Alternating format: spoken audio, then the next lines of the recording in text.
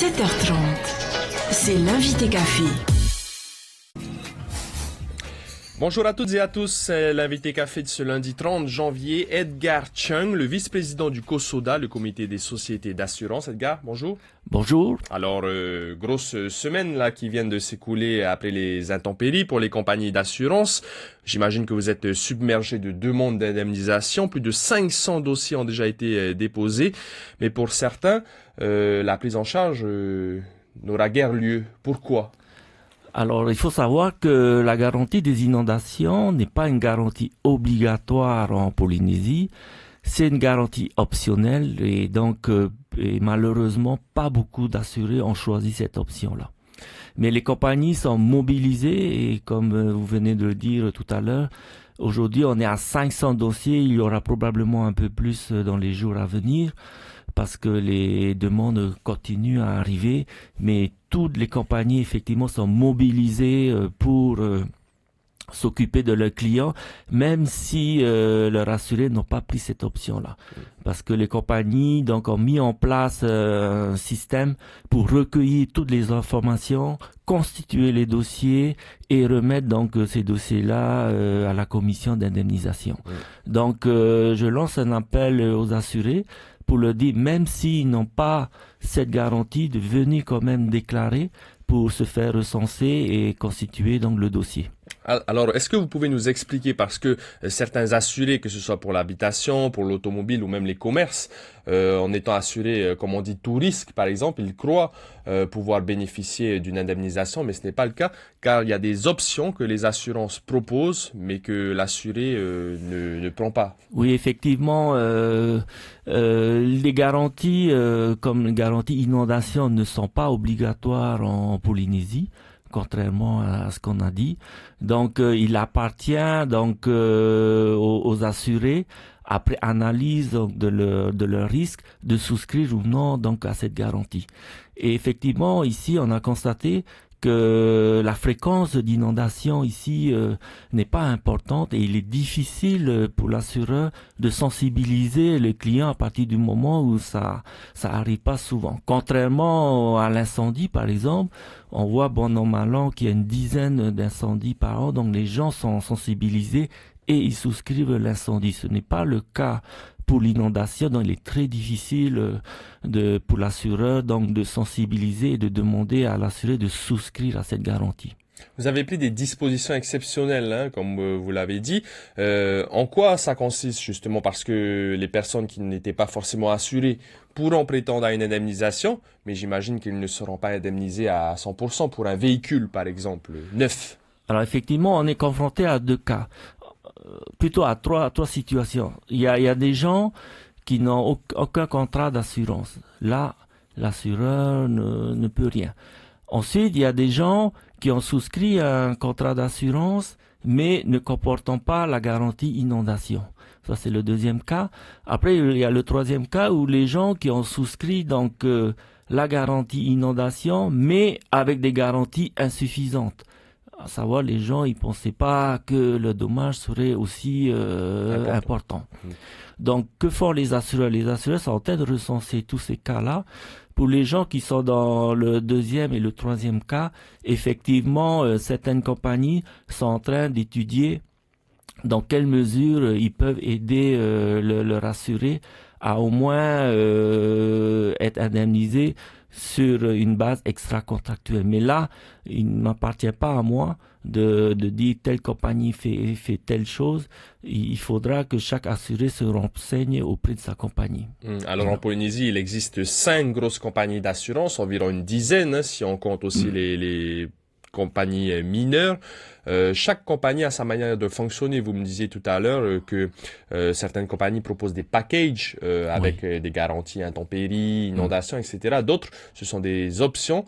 Chaque compagnie donc a son propre fonctionnement. Voilà, chaque compagnie a ses règles de souscription, a ses garanties, a ses conditions de garantie. Donc on est dans le domaine, il y a une liberté Donc il y a le choix pour le client. Donc il appartient à chaque assuré de bien se renseigner avant de souscrire, de poser les bonnes questions et ne pas dire simplement je veux. Et c'est là qui est dommage. Souvent les gens sont très sensibilisés au prix. Et quand ils vont voir leur assureur, je veux assurer ma voiture, je veux assurer ma maison, je veux assurer mon commerce, je veux le moins cher. Et donc les gens oublient un peu de demander à l'assureur de poser des bonnes questions. C'est contre quoi je suis garanti, comment je suis garanti, comment ça fonctionne et à quelle hauteur je peux être indemnisé. Donc j'invite tous les assurés à poser cette question-là. Bien sûr, le prix est important, surtout dans le contexte actuel, mais au-delà du prix, il faut absolument que chaque assuré se renseigne bien auprès de son assureur et pose les bonnes questions. Alors, vous disiez que ici, les assurances ont une certaine liberté. En métropole, c'est obligatoire de s'assurer contre les risques liés aux catastrophes naturelles. Alors en métropole, les assureurs ont la même liberté qu'en Polynésie. Donc ils sont libres de proposer les contrats et les garanties qu'ils souhaitent offrir. Mais à ceci près qu'il y a un dispositif légal en France, il y a une loi très exactement qui oblige donc les assurés, donc ceux qui viennent souscrire un contrat, à partir du moment où souscrivent un contrat habitation par exemple ou pour le commerce, eh ben la loi ils disent qu'ils sont obligés de souscrire la garantie des catastrophes naturelles. Donc ils sont obligés, on ne leur donne pas le choix. Même les gens qui estiment que par exemple, prenons le cas des inondations, ils estiment qu'ils sont dans une zone non inondable, qui n'ont aucun risque de voir leur maison inondée. La loi les oblige à souscrire cette garantie. Pourquoi cette loi-là?